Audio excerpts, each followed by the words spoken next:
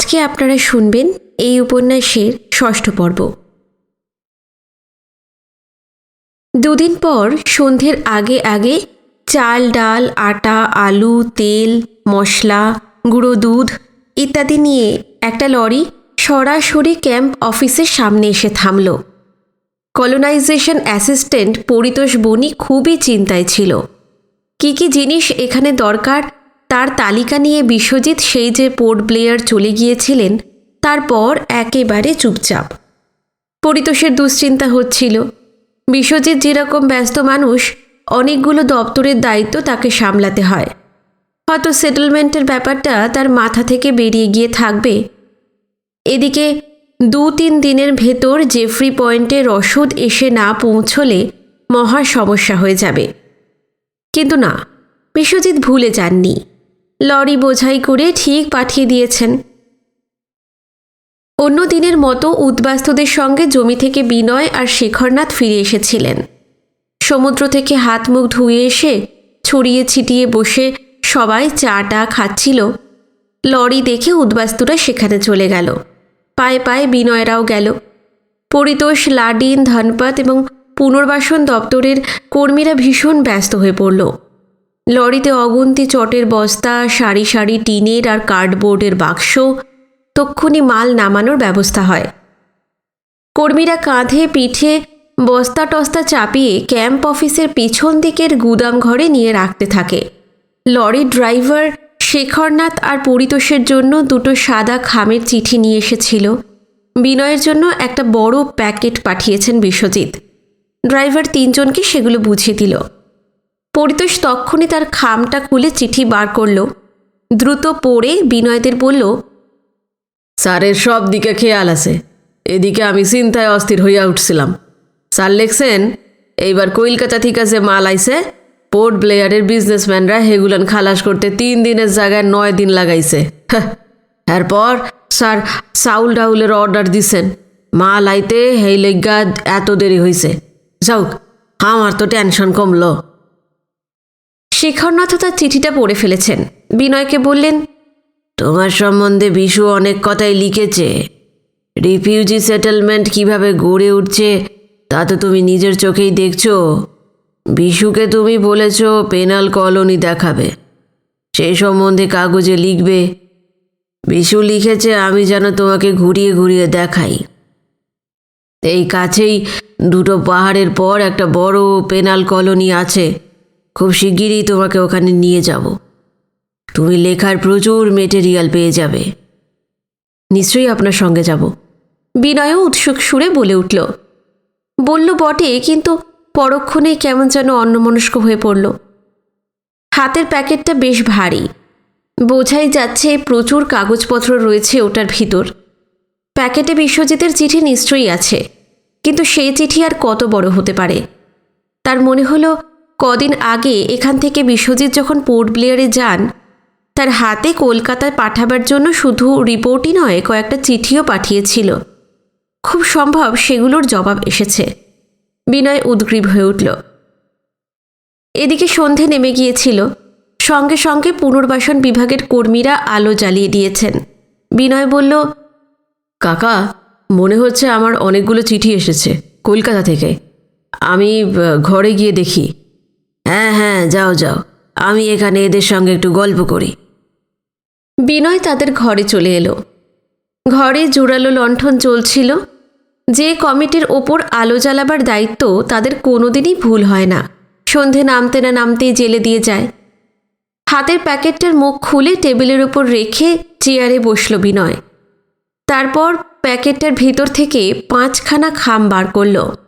5টা খামের ওপরেই তার নাম, পোর্ট ব্লেয়ারে বিশ্বজিৎ রাহার বাংলোর ঠিকানা এবং নিচে কোণের দিকে প্রেরকের নাম লেখা আছে। শুধু একটা খামে গোটা গোটা পরিচ্ছন্ন হরফে তার আন্দামানের নাম ঠিকানাই শুধু রয়েছে। এই চিঠিটা কে লিখেছে? তার নাম নেই তো। প্রথম চিঠি বিশ্বজিতের। তিনি লিখেছেন, প্রিয় বরেশু, কাকা জেফ্রি পয়েন্টে গেছেন।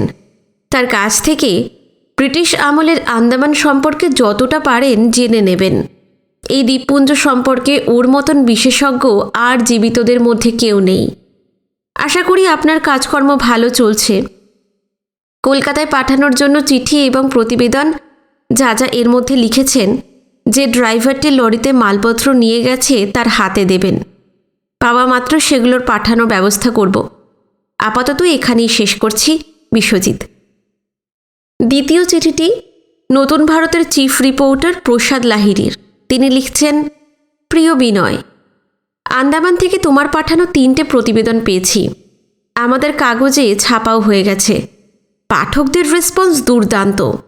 এডিটর জগদীশ গুহ ঠাকুরতা খুব খুশি। আমাকে এবং নিউজ এডিটর তারাপদদাকে তার চেম্বারে ডেকে নিয়ে তোমার লেখাগুলোর উচ্ছ্বসিত প্রশংসা করেছেন। অবিলম্বে আরও লেখা পাঠাও। তোমাকে যেমন বলে দিয়েছিলাম, নিশ্চয়ই সেসব মনে আছে। শুধু রিফিউজি সেটেলমেন্ট নয়, পেনাল কলোনি, ওখানকার ট্রাইবালদের লাইফ, সেলুলার জেলের বর্তমান অবস্থা, তার ইতিহাস, প্রাকৃতিক পরিবেশ, কোনো কিছুই বাদ দেবে না। এখানকার মানুষজন ওই দ্বীপপুঞ্জ সম্বন্ধে কিছুই জানে না। তোমার লেখাগুলোর সঙ্গে ছবি পাঠ থাকলে গুরুত্ব আরও বাড়ত।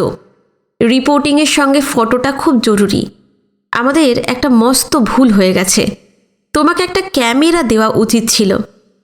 জগদীশবাবু বলেছেন যত তাড়াতাড়ি সম্ভব পাঠানোর ব্যবস্থা করবেন।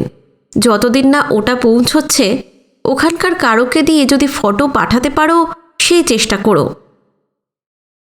এবার কলকাতার কথা জানাই। তুমি আন্দামানে যাবার আগে রিফিউজিদের নিয়ে নানা রকম মুভমেন্টে শহরটা অস্থির হয়ে উঠেছিল। এখন একেবারে উত্তাল। তুমি দেখে গেছো লেফট পার্টিগুলোর organisation United Central Refugee Council RSP বাদে, সংক্ষেপে UCRC, refugee central rehabilitation council সংক্ষেপে সিআরসি, দক্ষিণ কলিকাতা শহরতলি বাস্তুহারা সংহতি, এইসব সংগঠন রোজ সারা শহর জুড়ে কত যে মিছিল বার করছে তার লেখাজোখা নেই। শুধু রিফিউজিদের নিয়ে মিছিল, মিটিং আর স্লোগান। কলকাতার চারপাশে জলাজমি, পতিত জমি আর হোগলা বনে উদ্বাস্তুরা অগুন্তি জবরদখল কলোনি বসিয়েছে। সেই সব কলোনির নানা বিবরণ নতুন ভারতে দিনের পর দিন তুমি লিখে গেছো। গুন্ডা বাহিনী দিয়ে জমির মালিকরা তাদের উৎখাত করতে চেয়েছে। উদ্বাস্তুরা তাদের সঙ্গে লড়াই চালিয়ে তাদের দখল কায়েম রেখে চলেছে। কিন্তু মালিক পক্ষ এবার অন্য পথ ধরেছে। সরকারের ওপর চাপ দিয়ে বাস্তুহারাদের কলোনিগুলো থেকে উচ্ছেদ করবে, এরকমই একটা বিল আনতে চলেছে। ইউসিআরসি আর সিআরসি এবং উদ্বাস্তুদের অন্য সংগঠনগুলো এই উচ্ছেদ বিলের বিরুদ্ধে তীব্র সংগ্রামের ডাক দিয়েছে। কলকাতা খুব শিগগিরই বিশাল রণক্ষেত্র হয়ে উঠতে চলেছে। কত যে রক্তক্ষয় হবে কে জানে। সুষ্ঠু পুনর্বাসনের পরিকল্পনা নেই। পোড়ো জমি জলা উদ্ধার করে পূর্ব পাকিস্তানের ছিন্নমূল মানুষগুলো কোনো রকমে মাথা গোঁজার একটু জায়গা করে নিতে চাইছে, সেটাও তাদের দেওয়া হবে না। তাহলে লক্ষ লক্ষ এই মানুষের কি ভবিষ্যৎ? যাই হোক, কলকাতার এই রিফিউজি মুভমেন্টের অ্যাসাইনমেন্টটা পাওয়ার জন্য রমেন বিশ্বাস আমাকে আর তারাপদদাকে খুব ধরাধরি করেছিল। লোকটা ভালো নয়, তোমাকে ভীষণ ঈর্ষা করে। তুমি যে ভালো কাজ করছো সেটা ওর দু চোখের বিষ। আমরা ওকে অ্যাসাইনমেন্টটা দিইনি, দিয়েছি সুধেন্দুকে। জগদীশবাবু চান তুমি ফিরে এলে তোমাকেই এটা দেওয়া হবে। আশা করি ভালো আছো। তোমার চিঠি এবং প্রতিবেদনের জন্য অপেক্ষা করে থাকব। ইতি প্রসাদদা। চিঠিটা পড়ে মন ভালো হয়ে গেল। তার লেখায় সমাদর হয়েছে। পাঠকরা তার কাছ থেকে আন্দামান দ্বীপমালা সম্পর্কে আরও অনেক কিছু জানার জন্য আগ্রহী। এটা তার উদ্দীপনাকে যেন উস্কে দিতে লাগলো।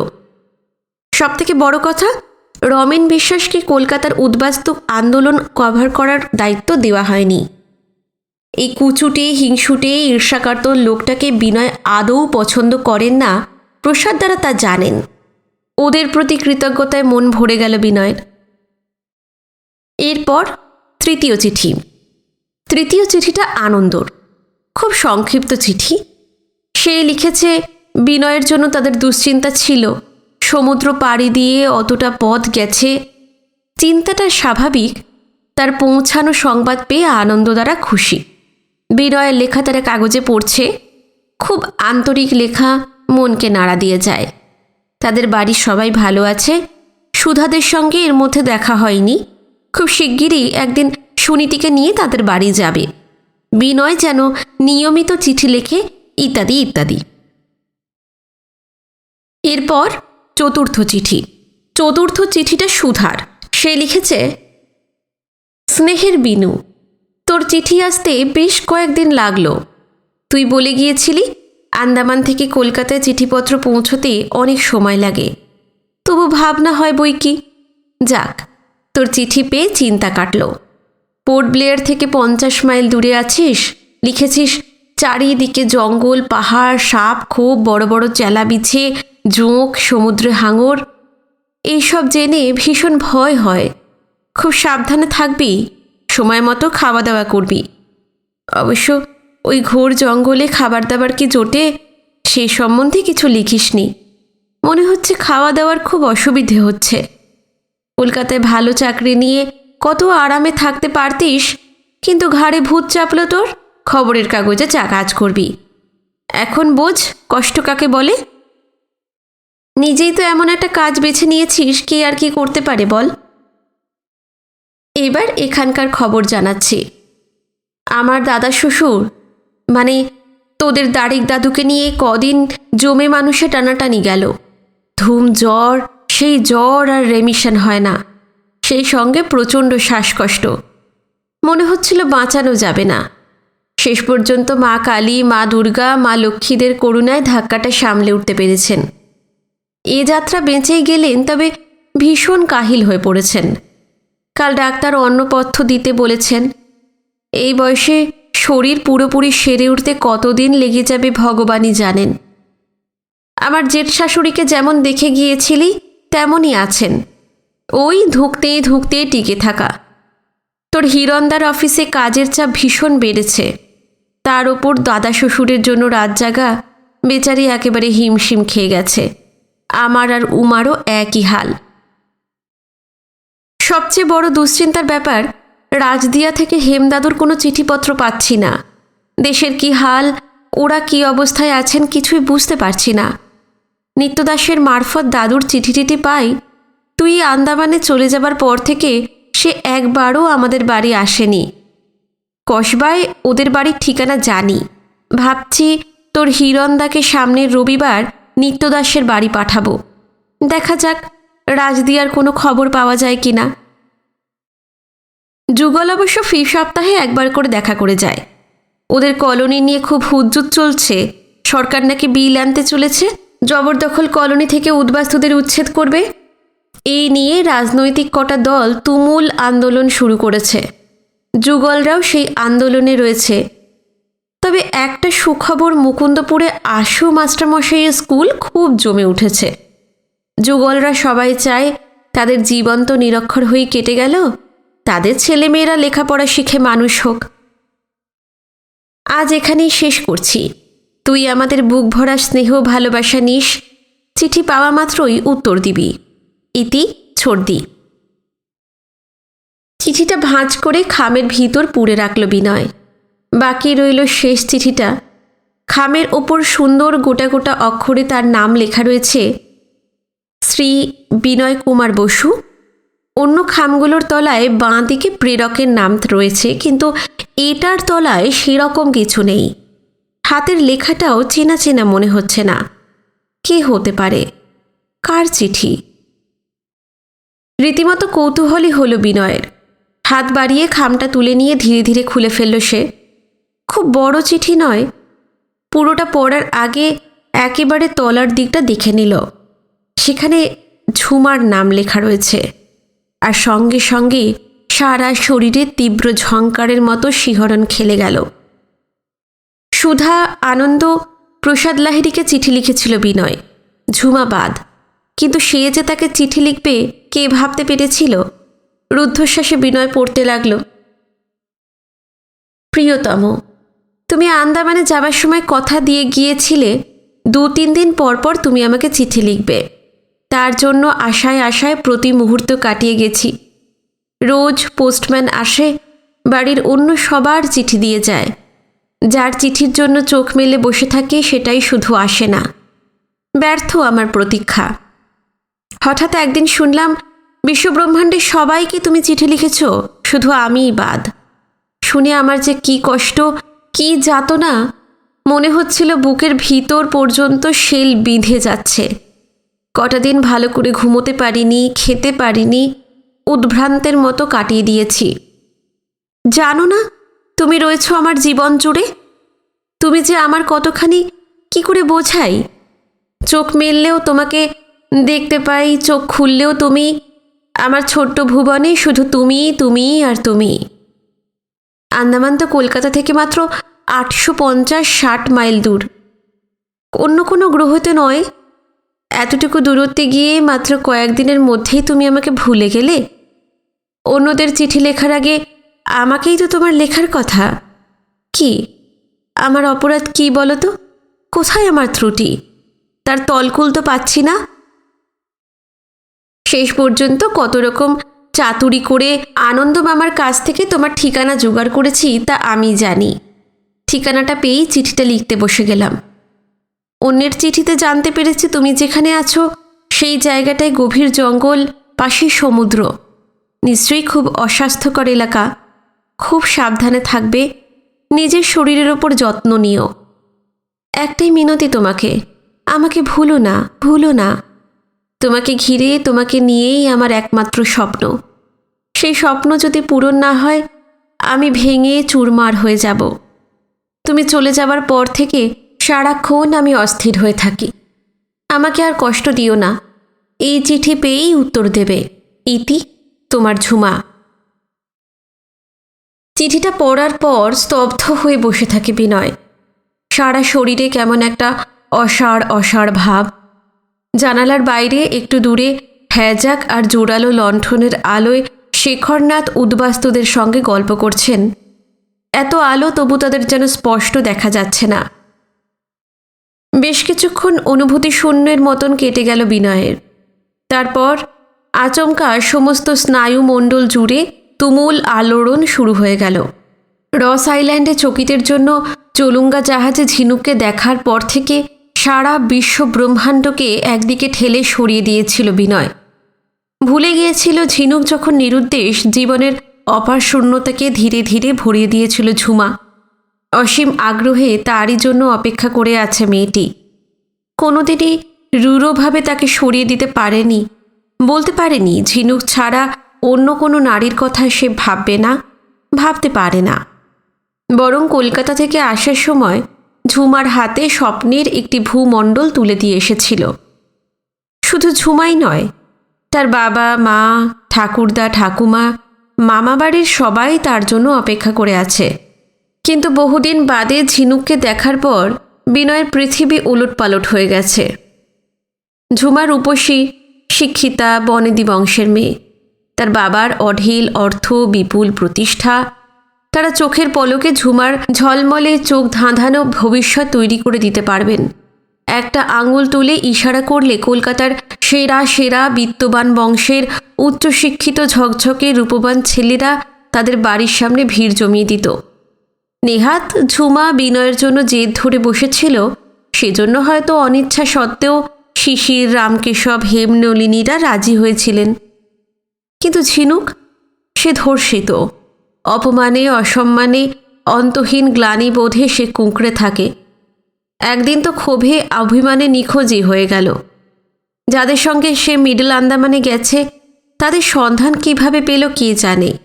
তারা যে উদ্বাস্তু তা নিয়ে অবশ্য সংশয় নেই, তা না হলে আন্দামানে তাদের আশাই হতো না। কিন্তু তারা কেমন মানুষ, তাদের মধ্যে কতটা মর্যাদা নিয়ে সে আছে, তার আশ্রয়দাতারা কি তার বেদনাদায়ক ইতিহাসটা জানে? সেসব তার সঙ্গে দেখা না হলে জানার উপায় নেই। ঝিনুক পা রাখার একটু জায়গা পেয়েছে ঠিকই, কিন্তু অন্যের আশ্রয়ে বাকি লম্বা জীবনটা কাটানো কি সম্ভব?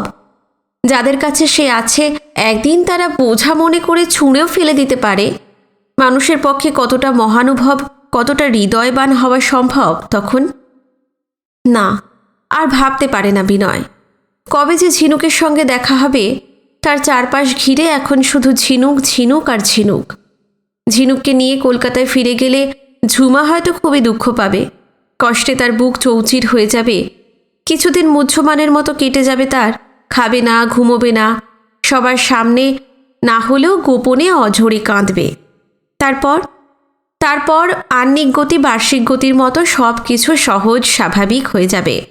তার জীবন থেকে একদিন দূর নীহারিকায় বিলীন হয়ে যাবে বিনয়।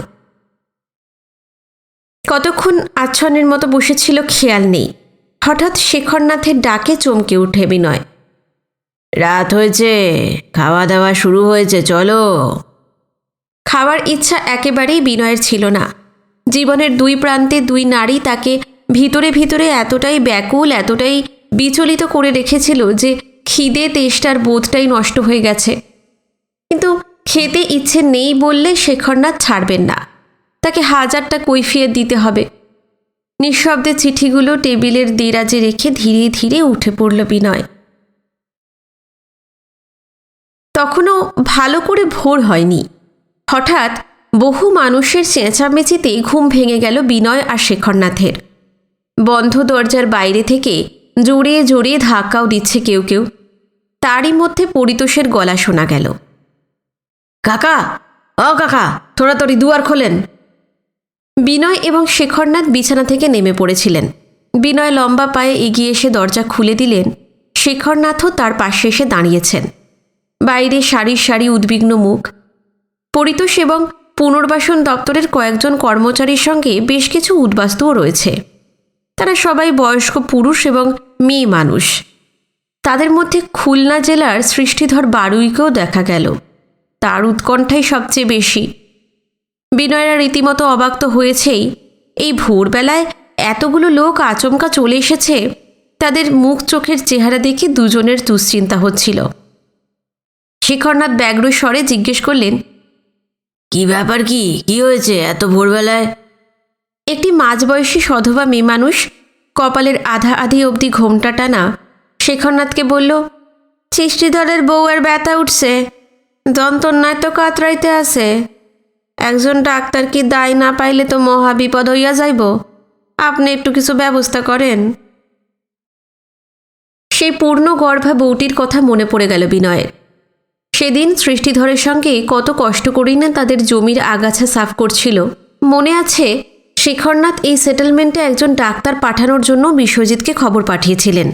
সেই ডাক্তার এখনও এসে পৌঁছয়নি। সরকারি ব্যাপার, অনেক রকম নিয়ম কানুন আছে। মুখের কথা খসালেই ব্যবস্থা করা যায় না। এদিকে সৃষ্টিধরের বউটি প্রসব যন্ত্রণায় কাতরাচ্ছে। এই মুহূর্তে কিভাবে নির্বিঘ্নে তার সন্তানটির জন্ম হবে ভেবে পেল না বিনয়। হতবুদ্ধির মতো সে তাকিয়ে রইল। ওধারে শেখরনাথ চকিতে কিছু ভেবে নিলেন। তারপর পূব দিকে আঙুল বাড়িয়ে বললেন, ওই দিকের 3টে পাহাড়ের ওধারে যে নতুন রিফিউজি সেটেলমেন্ট বসেছে, শুনেছি সেখানে একজন দায়ী আছে। চাল ডাল আর অন্য সব মালপত্র নিয়ে সেই যে ট্রাকটা এসেছিল সেটা কি ফিরে গেছে? না কাকা, তাকে রেডি হতে বলো, আমাকে নিয়ে ওই সেটেলমেন্টে যাবে। আমি মুখ টুক ধুয়ে বাসি কাপড় চোপড় পাল্টে নিই। পরিতোষ নিজেই দৌড়ে চলে গেল। বিনয় আগেই ওই ধারের উদ্বাস্তু কলোনি আর ব্রিটিশ আমলের পেনাল সেটেলমেন্টের খবর পেয়েছে। সেখানে যাবার এই সুযোগটা ছাড়তে চাইল না। আগ্রহে সুরে বলল, কাকা, আপনার সঙ্গে আমিও যেতে চাই। বুঝেছি, জার্নালিস্ট তো, ওইদিকে সেটেলমেন্টগুলো দেখতে চাও। কিন্তু এবার তো ওখানে তোমার পক্ষে থাকা যাবে না। আমি গিয়ে দাইকে নিয়ে ফিরে আসব। ঠিক আছে, এত যখন তোমার ইচ্ছে তাহলে চলো। ওখানকার মাতব্বরদের সঙ্গে আলাপ করিয়ে দেব। পরে গিয়ে বেশ কিছুদিন থেকে ভালো করে ইনফরমেশন জোগাড় করে লিখো। নাও নাও, এখন চটপট তৈরি হয়ে নাও। তারপর পুনর্বাসন দপ্তরের কর্মীদের দিকে তাকিয়ে শেখরনাথ বললেন, তোমরা মেয়েরা যে ব্যারাকে থাকে তার একধারে বাঁশের বেড়া দিয়ে একটা আতুর ঘর করে রাখো। আমরা দুপুরের মধ্যে ফিরে আসব। প্রার্থনা করো যে বাচ্চাটা যেন তার ভেতর না হয়ে যায়। এমনই উৎকণ্ঠা যে বিনয়দের চাটা খাওয়া হলো না। ট্রাকের ড্রাইভারের পাশে বসে বেরিয়ে পড়লেন। পাহাড়ের পর পাহাড়, সেগুলোর কোমর বুক পেঁচিয়ে পেঁচিয়ে কালো মসৃণ পিচের রাস্তা। এই রাস্তা বিনয়ের চেনা। কদিন আগেই এই পথে ব্যাম্বু ফ্ল্যাট থেকে বিশ্বজিৎদের সঙ্গে সে জেফ্রি পয়েন্টে এসেছিল। ট্রাক কখনো চড়াইতে উঠছে, কখনো উতরাইতে নামছে। রাস্তার একধারে গভীর জঙ্গলে ভরা পাহাড়, অন্যদিকে খাদ। ঘণ্টাখানেক চলার পর রাস্তাটা দুভাগে ভাগ হয়ে একটা চলে গেছে সোজা, অন্যটা ডান দিকে। ট্রাকটা ডান পাশে রাস্তাটা ধরল। এইবার এই দিকটা বিনয়ের পুরোপুরি অচেনা। খানিকটা যাবার পর দুই পাহাড়ের মাঝখানে অনেকখানি জায়গা মোটামুটি সমতল। তার একধারে টিন কি টালির চাল দেওয়া কাঠের একতলা কি দোতলা সব মিলিয়ে প্রায় ৬০-৭০টা বাড়ি। এই ধরনের বাড়ি বার্মায় দেখা যায়। বিনয় ছবিতে দেখেছে। বাড়িগুলো পুরনো, কম করে ৩০-৪০ বছর আগের তৈরি। শেখরনাথ বললেন, এইটা হলো পেনাল কলোনি। ব্রিটিশ আমলে গাড়ি উঠেছিল, নাম কি জানো? না। ওয়ান্ডুর। বার্মায় ওই নামে একটা ছোট শহর আছে। আন্দামানের কলোনিতে এইরকম নাম কেন দেওয়া হলো ভেবে নিশ্চয় অবাক হচ্ছ। হ্যাঁ, তা তো হচ্ছি। 1935-এর আগে বার্মা তো ইন্ডিয়ারই একটা অংশ ছিল, বা প্রভিন্স বলতে পারো। এখান থেকে মার্কা মারা ডাকাত খুনিরা আন্দামানে আসতো জেল খাটতে। তারা আর কেউ দেশে ফিরে যায়নি। মেয়ে পুরুষ সবাই তো ছিল। বিয়ে টিয়ে করে এখানেই কলোনি বসিয়েছে, কিন্তু জন্মভূমির কথা তো ভুলতে পারেনি। তাই নিজেদের কলোনির নাম রেখেছে বার্মার কোনো গ্রাম কি শহরের নামে। সাউথ আন্দামানে এইরকম আরও ৭-৮টা কলোনি রয়েছে। মেমিও, মৌলমিন, পোগো, এমনই সব নাম। অবশ্য এই ওয়ান্ডুর বর্মিতেই শুধু বিয়ে হয়নি। অনেক বর্মি মেয়ে ইন্ডিয়ার অন্য প্রভিন্সের লোকজন, যেমন বাঙালি, শিখ, তামিল, মোপলাদের বিয়ে করেছে। বেশ কিছু বর্মি পুরুষও তাই। তাদের স্ত্রীরা কেউ কেউ পাঠান, কেউ মারাঠি, কেউ বিহারি। এদের বিয়ে কি করে হতো? আমি আর কতটুকু বলতে পারবো। পরে এসে যখন তুমি কিছুদিন এই পেনাল কলোনিতে থাকবে, সেই সময় ব্রিটিশ আমলে যে কয়েদিরা বিয়ে করেছে তাদের মুখেই সব ডিটেলে শুনতে পাবে। বিনয় আর প্রশ্ন করল না। উইন্ডস্ক্রিনের ভেতর দিয়ে বাইরে তাকালো। পেনাল কলোনি থেকে বেশ খানিকটা দূরে সারি সারি অগুন্তি টিন এবং টালির চালের ঘর চোখে পড়ল। অনেকটা পূর্ব বাংলার ঘরবাড়ির মতো। সেগুলোর গা ঘেঁষে মাইলখানেক কি তারও বেশি জায়গা জুড়ে হাল লাঙল চলছে। বোঝা যায় একসময় ওখানে ঘোর জঙ্গল ছিল, সেই সব সাফ করে জমি বার করা হয়েছে। তার ডান পাশে সমুদ্র। ঘরগুলোর দিকে আঙুল বাড়িয়ে বিনয় জিজ্ঞেস করল, মনে হচ্ছে ওখানে নতুন একটা সেটেলমেন্ট হয়েছে। হ্যাঁ, ওটা রিফিউজি সেটেলমেন্ট। জেফ্রি পয়েন্টের সেটেলমেন্টের মাস 6 আগেই ওটা বসানো হয়েছে। এই দেখো, এর মধ্যে চাষবাসও শুরু করে দিয়েছে। যে দায়ের জন্য এসেছি সে ওখানেই থাকে। কিন্তু উদ্বাস্তু সেটেলমেন্টে যাওয়া হলো না। ট্রাক যখন ওয়ান্ডুরের কাছাকাছি এসে পড়েছে, হঠাৎ পাশের একটা কাঠের বাড়ি থেকে লুঙ্গি কুর্তা পরা একটা মাঝারি হাইটের লোক, পেটানো মজবুত চেহারা, তামাটে রং, চুলের বেশিরভাগটাই ধপধপে, বয়স 60-65, হৈ হৈ করতে করতে রাস্তার মাঝখানে এসে দুদিকে দুহাত ছড়িয়ে দাঁড়িয়ে পড়ল। রুকো রুকো, রুক যাও। অগত্যা ট্রাকটাকে থামাতে হলো।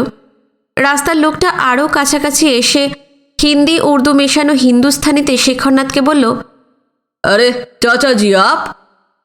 বিনয় আগেই জেনেছে শেখরনাথ আন্দামানের সার্বজনীন কাকা বা চাচা। তিনি বললেন, একটা জরুরি কাজে এখানকার রিফিউজি সেটেলমেন্টে যেতে হচ্ছে। তোরা কেমন আছিস রঘুবীর সিং? মা ফুন ভালো আছে? আপনার মেহরবানিতে ঠিক আছি। क्या खुशनसीब मैंने, कत रोज बादे আপনাকে দেখতে পেলাম। আইয়ে আইয়ে, উতর কে আইয়ে। না রঘুবীর, আজ আর সময় হবে না। রিফিউজি সেটেলমেন্ট থেকে একজনকে নিয়ে আমাকে দুপুরের মধ্যে জেফ্রি পয়েন্টে ফিরে যেতে হবে। তুই সরে যা রাস্তা থেকে, গাড়ি যেতে পারছে না। রঘুবীর তো সরলই না, সামনের বাড়িটার দিকে ঘাড় ঘুরিয়ে হাঁক পারতে লাগলো, মাফুন, মাফুন, জলদি নিকল কে আ। প্রায় দৌড়েই একটি বর্মী মেয়ে মানুষ বেরিয়ে এলো। তারও যথেষ্ট বয়স হয়েছে, 60-এর কাছাকাছি তো বটেই, চুল কাঁচা পাকা, মঙ্গোলিয়ানদের মতন চেরা চোখ, এই বয়সেও শরীরের বাঁধনই অটুট, কিন্তু তার মুখের দিকে তাকালেই আঁতকে উঠতে হয়।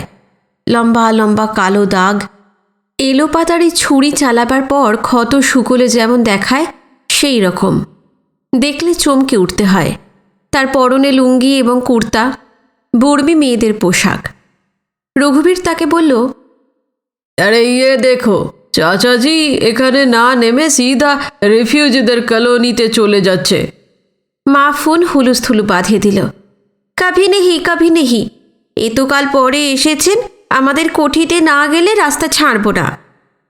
শেখরনাথ বোঝান, দ্রুত জেফ্রি পয়েন্টে না ফিরলে একজনের মৃত্যু পর্যন্ত হয়ে যেতে পারে। রঘুবীররা এবার একটু থমকে যান। মাফুন জিজ্ঞেস করে, কি হয়েছে চাচাজি?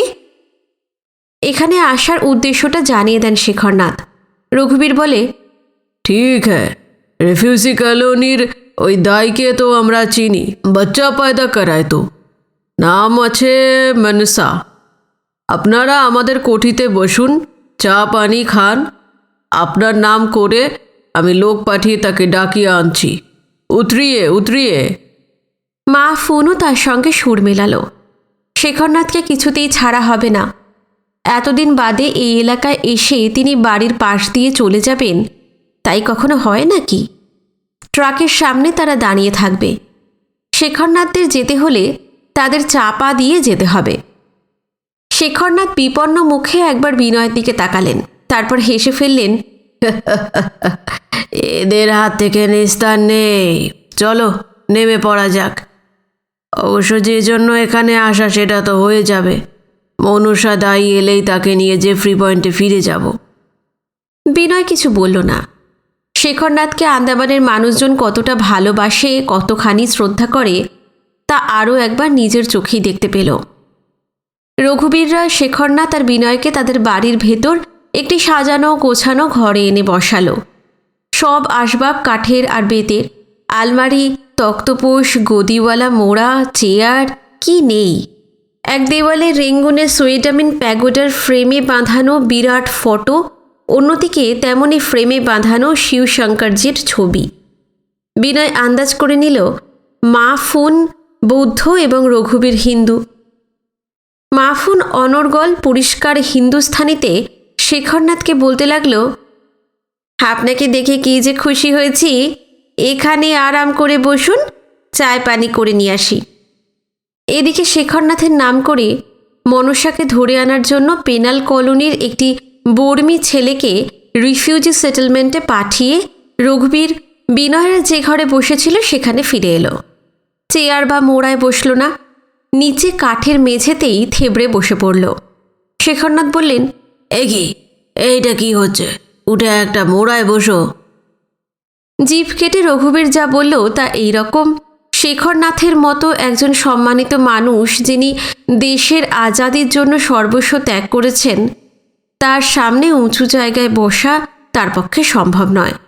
তার উপযুক্ত জায়গায় শেখরনাথের পায়ের তলায়। শেখরনাথ হাসলেন, বললেন, ওহ, এদের নিয়ে আর পারা গেল না। আপনার তবিয়ত আচ্ছা হয় তো? হ্যাঁ, তোরা কেমন আছিস? আপনার মেহেরবানিতে ঠিক আছি। এদিকে কথা বলতে বলতে রঘুবীর গভীর আগ্রহে বারবার বিনয়ের দিকে তাকাচ্ছিল। শেখরনাথ বললেন, তোর ছেলেকে তো মাদ্রাজে পাঠিয়েছিলি, সেখানে ঠিক মতন পড়াশোনা করছে? হ্যাঁ, ছেলেটা তার বাপ মায়ের মতন বজ্জাত হয়নি, বিলকুল জেন্টলম্যান হয়েছে। পড়াশুনো ছাড়া আর কিছু বোঝে না, জজ ম্যাজিস্টার হবে। এই বাবুজিকে তো চিনতে পারলাম না চাচাজি।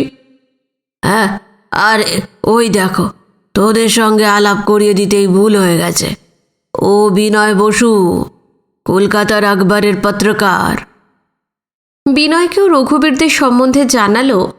ওরা একসময় কয়েদি হয়ে আন্দামানে এসেছিল।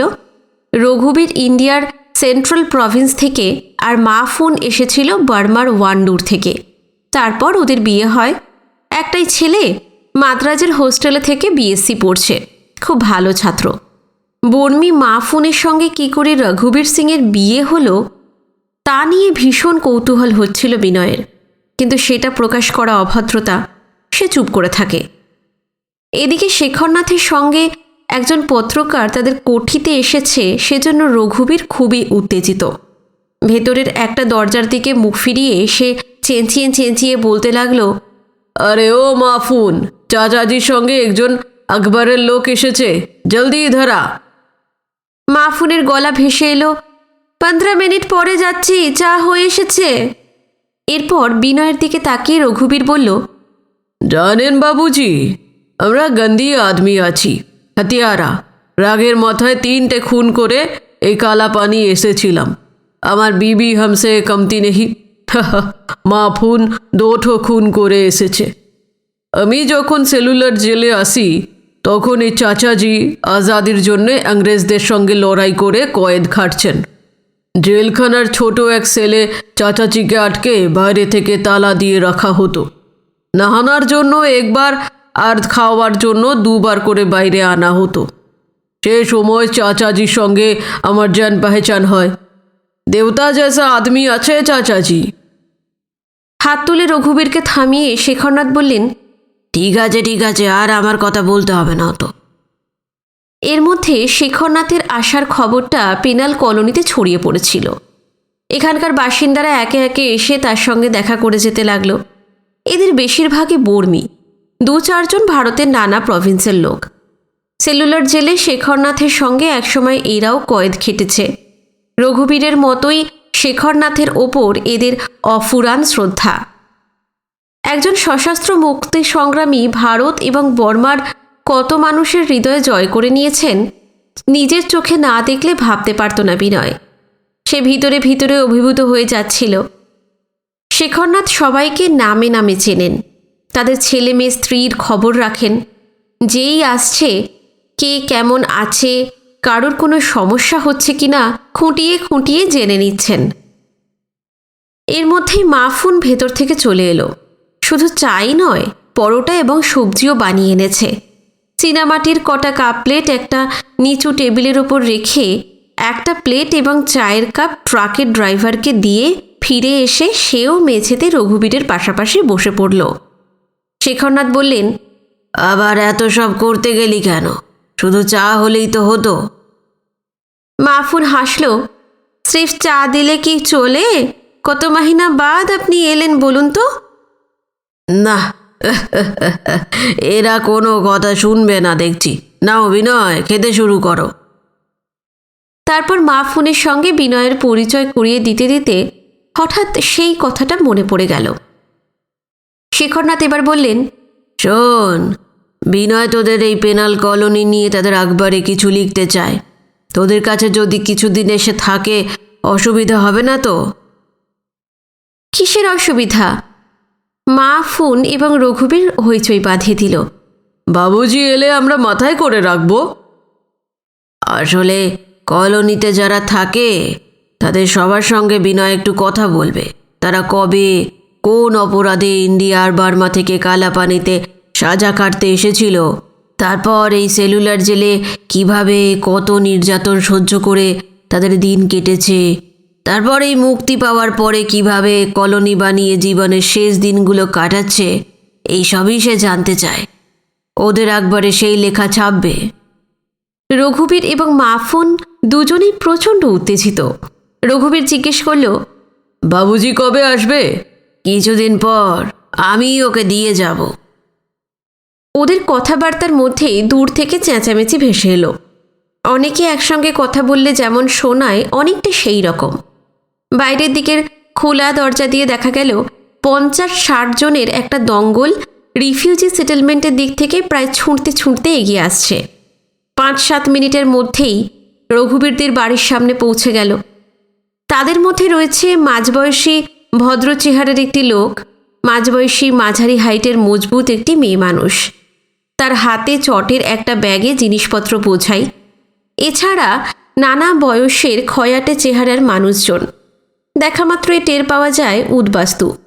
ছিন্নমূল সর্বস্ব খোয়ানো মানুষগুলোর চোখে মুখে ক্লেশের উৎকণ্ঠার একটা ছাপ থাকে, সেটাই তাদের নির্ভুল চিনিয়ে দেয়।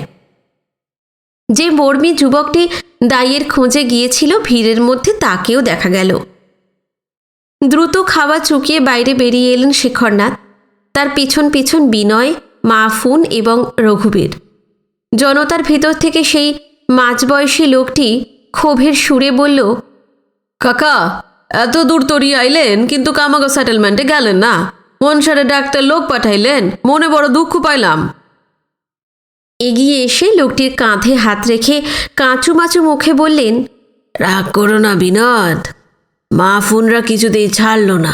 শিগগিরই আবার আসছি, তখন আগে তোমাদের ওখানে যাব। আইজ একবার পায়ে ধুলা দিবেন না? উপায় নেই যে, একটি মেয়ের প্রসব বেদনা উঠেছে। জেফ্রি পয়েন্টে ডাক্তার নেই তো, তাই দায় নিতে এসেছি। দায় কি এসেছে? এখানকার রিফিউজি সেটেলমেন্টের সবাই শেখরনাথের মুখ চেনা, তবে অনেকের নাম জানেন না। বিনোদ নামের লোকটি বলল, হ্যাঁ এসেছে, এই তো। মধ্যবয়সিনীকে দেখিয়ে দিল সে। এরই নাম মনসা। আপনি খবর পাঠাইছেন, মনসা এক্কেরে তৈয়ার হইয়া আইছে। শেখরনাথ মনসাকে জিজ্ঞেস করলেন, তোমার কে কে আছে মনসা? মনসা জানায় সে অল্প বয়সেই বিধবা হয়েছে। ছোট ভাই গোপাল আর তার বউ কমলার কাছে থাকে। তাদের সঙ্গেই সে আন্দামানে এসেছে। যুবতী বয়স থেকেই দায়গিরি করছে। শেখরনাথ বললেন, আমাদের সঙ্গে গেলে তোমার ভাই আপত্তি করবে না তো? একটি বছর 40-এর ভালো মানুষ ধরনের লোক বলে উঠল, আমি গোপাল কাকা, আপনি দিদিরে লইয়া যাইবেন, আমি আপত্তি করুম? আমার ঘেটিতে কয়টা মাথা? এদিকে শেখরনাথ বিনোদের সঙ্গে বিনয়ের আলাপ করিয়ে দিল। বিনোদ বিএ পাশ, ঢাকায় থাকত। ইচ্ছা করলে পার্টিশনের পর ইন্ডিয়ায় এসে চাকরি বাকরি জুটিয়ে নিতে পারত, কিন্তু নেয়নি। ওর খুব দুঃখের জীবন, বড় আঘাত পেয়েছে। কলকাতায় ভালো লাগছিল না, অন্য উদ্বাস্তুদের সঙ্গে আন্দামানে চলে এসেছে। পরিচয় করানো হলে শেখরনাথ বিনোদকে বললেন, কিছুদিন পর যখন আসবো বিনয়কেও সঙ্গে আনবো।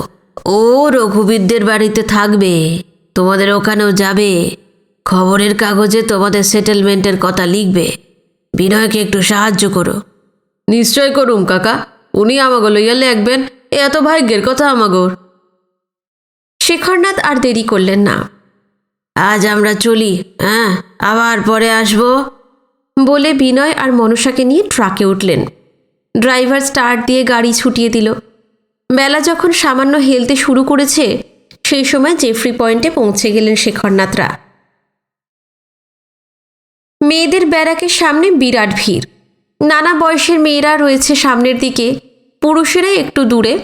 তাদের মধ্যে পরিতোষ, লাডিন এবং পুনর্বাসন দপ্তরের কর্মীরা এসে জড়ো হয়েছে। সারি সারি উদ্বিগ্ন মুখ, নিজেদের মধ্যেই বলাবলি করছিল, সৃষ্টিধরের বউরে আর বুঝেন বাঁচানো গেল না। এই সকাল থেকে যন্ত্রণায় কাতরাইতে আছে। অহনো কাকায় দায় লইয়া ফিরল না। খালাস না হইলে মায় আর পেটের বাচ্চা দুইটারই মরণ। কি যে হইব ভগবানই জানে। এই সময় ট্রাকের আওয়াজে সবাই ঘুরে তাকায়। উতরাইয়ের ঢাল বেয়ে বিশাল গাড়িটা নেমে আসছে।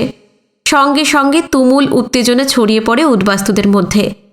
আইয়া গেছে, আইয়া গেছে, আইয়া গেছে গো, আর চিন্তা নাই, মা কালী বৌরারে রক্ষা করো।